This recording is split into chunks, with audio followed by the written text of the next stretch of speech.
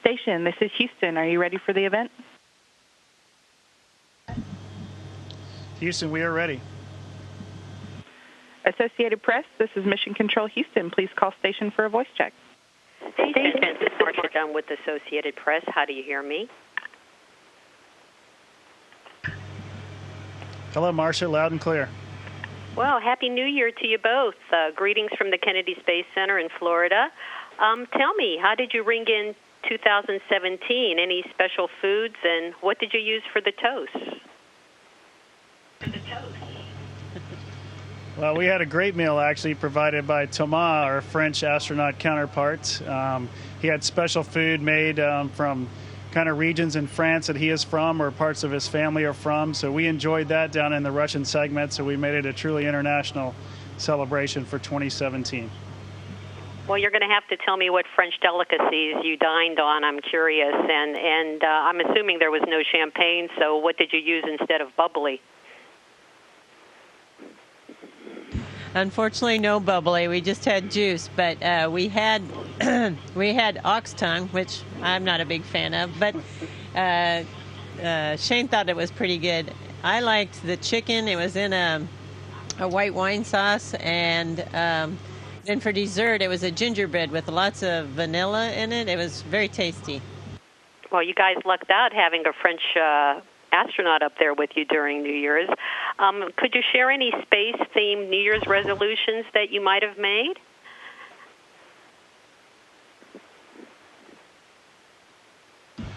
Well, I haven't thought of that one, I guess, Marcia, but we're really geared up right now for our spacewalks that are coming up over the next few weeks. So I think all of our focus right now is on those. And to me, thinking about it now, just to have those be successful and everything to go well would be a great resolution. Well, how is all the ground preparation going for the spacewalks? I know that there was a lot of robotic work that needed to be done in advance. Is that completed? Is everything going as expected? Actually, it's going extremely well. They're a little bit ahead of schedule. They've gotten all the batteries out that they were planning to get out. They have, I think, a few more moves to do to get them temp stowed. And I think they're pretty much ready for us to go out shortly. So we're very pleased that that went as smoothly as it did. Well, it's been almost 9 years since your last spacewalks. What are the pros and cons, considering so much time has passed since you last ventured out the hatch? I imagine psychologically it's good to have experienced it once before, but, you know, a while has passed. How is that going out again after so long? Well, there definitely has been some time, but it's actually interesting once you get into the procedures. You're like, oh yeah, I remember that. Oh yeah, and don't forget about this. I screwed up and did this. You need to not do that. And so it's been a good learning experience going through, getting ready, the whole preparation process to remind us of everything that happened 9 years ago. Well, Peggy, couple questions for you. Acknowledging your record as the world's oldest spacewoman, how's your body adapting to weightlessness this go around? Is it physically what you expected, or even easier? How has is there any toll at all that you can see, having age been a factor for the last decade? Tell me about this. Okay, well, between my first and my second flight, it was only 5 years, and your body does learn how to adapt to being in space. I was a little concerned that since it was 8 years since I'd last flown, I was concerned that my body might not remember how to adapt into space, but I think I adapted even faster this time. So my body hadn't forgotten, even though it had been a few years.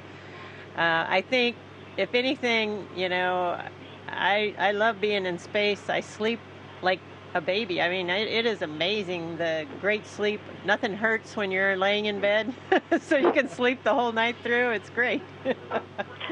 Well, that sounds like a great advertisement for everybody over a certain age. Spacewalking is strenuous no matter how you cut it. And did you exercise extra hard before the flight, at least to be prepped for that? It's probably one of the most grueling things on Earth or in space, physically, I would think. It is very physically challenging. I think the reason that a lot of us find it so interesting to do is because of the physical and mental challenge that's required, to keep the big picture in mind, to keep all the tests in mind. But at the same time, there is just a physical toll of having to do this. We have a really great exercise machine that's here since I flew the last time. It's called the Advanced Resistive Exercise Device. And it is phenomenal. I'm really, really impressed with it. I would say I'm probably building muscle up here, so I'm very pleased. Well, for either of you, is this going to be a particularly difficult spacewalk, or is it pretty straightforward as they go? I just didn't know how complicated a task these battery changeouts will be, or how particularly difficult. Well, I think all of them are fairly straightforward if everything works well, but you never know how that's going to go. We're prepared, obviously, to do everything nominally, but if things start going wrong or the bolts aren't driving correctly, the team on the ground has got a great plan for us, and they're going to make sure we can do whatever we can based on the way the hardware is behaving. Haven't seen the robotic operations over the last few days, though. Everything, like Peggy mentioned earlier, is going very smoothly, so we're expecting the same. And there's nothing easy when you go outside, by the way. There's a lot of space and science fiction movies that have come out in the last month or two, and I'm wondering, have you had a chance? Have they beamed up any of these new movies? And, of course, Hidden Figures comes to the forefront of my mind, but, there's Arrival, there's Passengers, a lot of good space-related stuff, and didn't know if you'd gotten any time off or built, possibilities of seeing them yet up there. We have had the good fortune of seeing a few of those. We saw Passengers, which we really enjoy. We saw the new Star Wars, and I'll let Peggy talk about the last one. And we also got to see Hidden Figures. So we've been very privileged to get to see some of the early screenings on these movies. And it's actually a lot of fun, seeing space movies while you're in space, too. Yeah, that's true. Well, when you're watching these movies, I'm assuming they're in English. Do you have to do a lot of translating for your crew members, or are they subtitled in their languages? How does that work?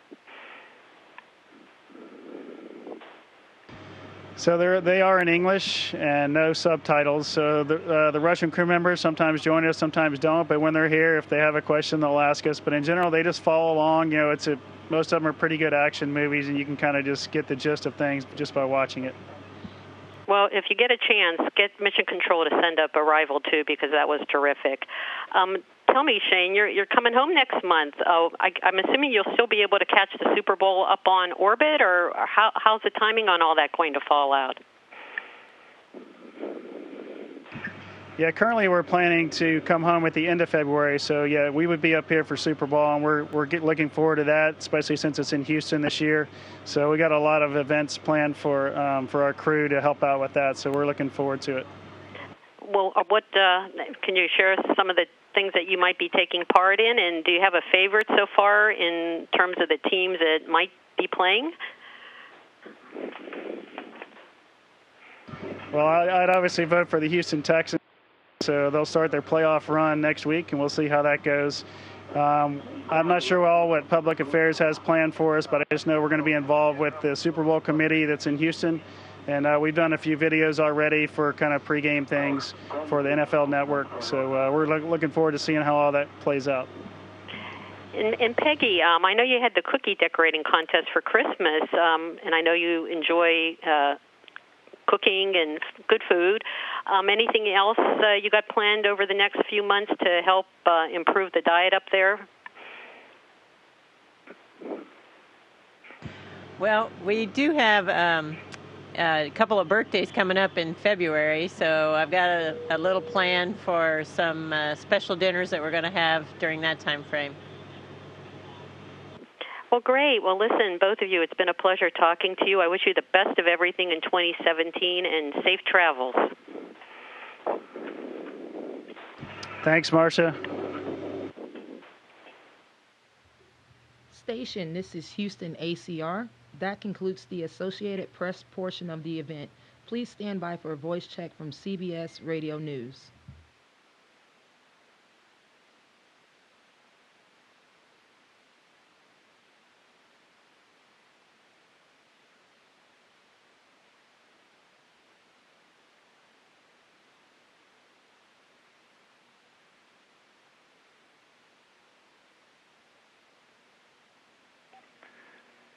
CBS, this is Bill Harwood, CBS News at the Kennedy Space Center. How do you copy? Hey, Bill, we read you loud and clear. Hey, thanks, Shane. It's great to see you guys. I obviously appreciate you taking a few minutes to chat with me. Wondering how your New Year's went, how you guys celebrated that, and life aboard station in a holiday season. Well, we got such a great crew. It's been fun sharing this holiday season up here together. We are away from our families. We miss them dearly, but this has been a great space family that we've been able to be a part of. For the New Year's, we had a great dinner down in the Russian segment, but the food was all provided by Thomas Pesquet, our French astronaut.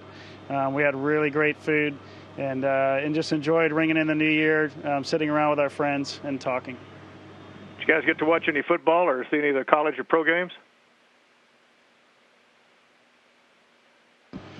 Yeah, we get to see some football as well. They've been kind enough to kind of live stream up a few games, pro games on Sundays and college games on Saturdays. So for me, it's been a nice way to kind of stay in touch with things at home. Well, listen, guys, I want to kind of focus on the EVAs coming up and the battery swap outs for the rest of this interview. I've been following the robotics work on the ground, and it looks like things have gone really well. I mean, it's like got a good head start on the swap outs, and how's it been going from your perspective? Well, we've been watching them on the robotic workstation here. Everything looks like it's going very smoothly, and the flight directors have given us some reports, and everything sounds fantastic. So we're knocking on wood and hoping everything will continue as such, and hoping that ours will also be all nominal. We love nominal. Yeah, well, as much as I dislike the word, I like it too. Tell me why you need to change out the batteries. In layman's terms, what's going on that you need to replace these guys? Well, the batteries that are out there now have been up here for the duration of the space station, so some over a decade, and the others even more. So it's just kind of time to change them out. We've gotten more efficient, of course, just like things on Earth. The batteries now are a little smaller. One of the sizes of the old ones now takes the place of two with an adapter plate. So you'll hear a lot of adapter plate talk going on with the Spacewalk. So Peggy and I will be installing the adapter plates and moving a few of the old batteries onto those adapter plates. And it's just time, I guess, and we're going to do this on the starboard side of the space station. They're in Spacewalks 1 and 2. And a year or so from now, they'll take care of the port side. So we're just kind of changing out the batteries. They're due for a change out. Okay, so I guess it's like my cell phone. I mean, after a while, it won't hold a charge as long, or does it just lose efficiency or something? It's actually exactly just like that. Or your power tools that, they just won't hold very much charge. And so even though the guys on the ground deep cycle ours very frequently, it has to be more and more frequently, we need just new batteries up here. So it'll hold more of a charge. And yet, you remember, we have to have the charge when we're in eclipse. The station is entirely powered by solar energy. So when the Earth is between us and the sun, we are in the dark, and we have to have the power stored by those batteries. This is probably the most complicated, remotely controlled arm work that I can recall, anyway. And obviously, using Dexter is another major milestone. How's Dexter been doing? Yeah, it's been doing great. We don't really have any interface with the crew anymore with it, so that's unfortunate for us. But the ground teams are phenomenal.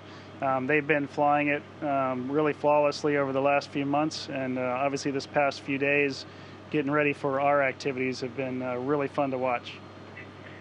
How much of a time saver is the robotics work from JSC in terms of the number of EVAs you guys would have to do if the robotics works wasn't there? If we didn't have the robotics helping us out, it would be 6 spacewalks for Shane and I to do all the activities. So this way, if everything continues nominally, it will just be 2 spacewalks instead of 6. And the reason that we have to have the 2 is because, unfortunately, the adapter plates don't have an interface for the robotic arm. Lucky for Shane and I.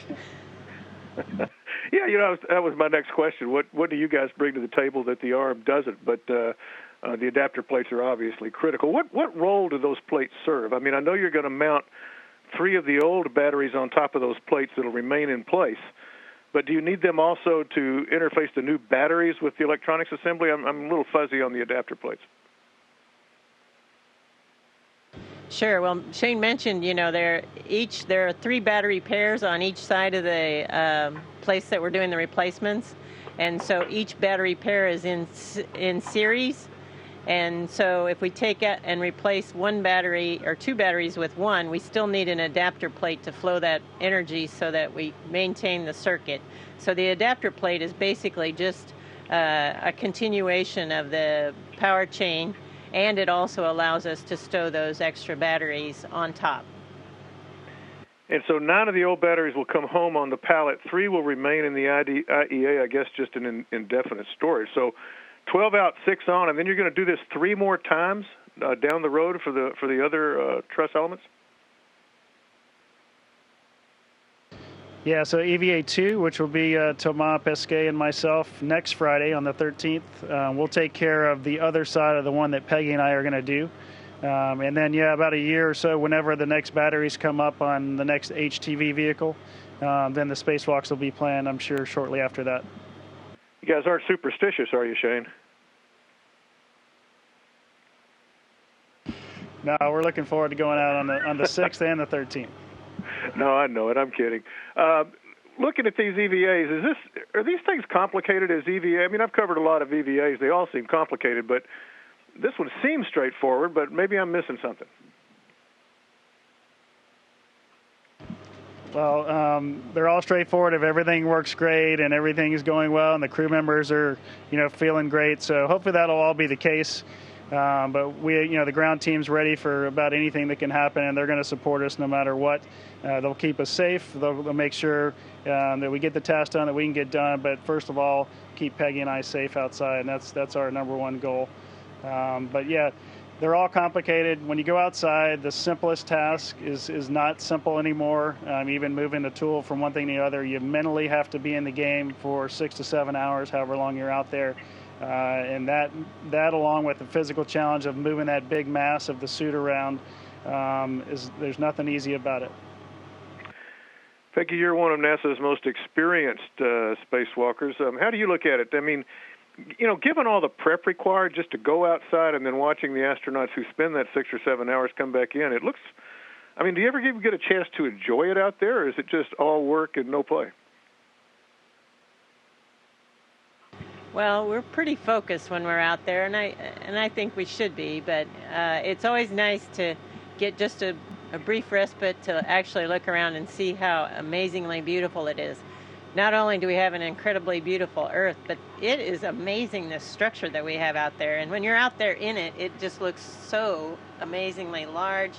And it's a miraculous engineering feat to have this football field length of truss with solar arrays that are 239 feet, and then, the length of the volume, the pressurized volume, more than a 747. It's really amazing to see that structure from the outside as well, too.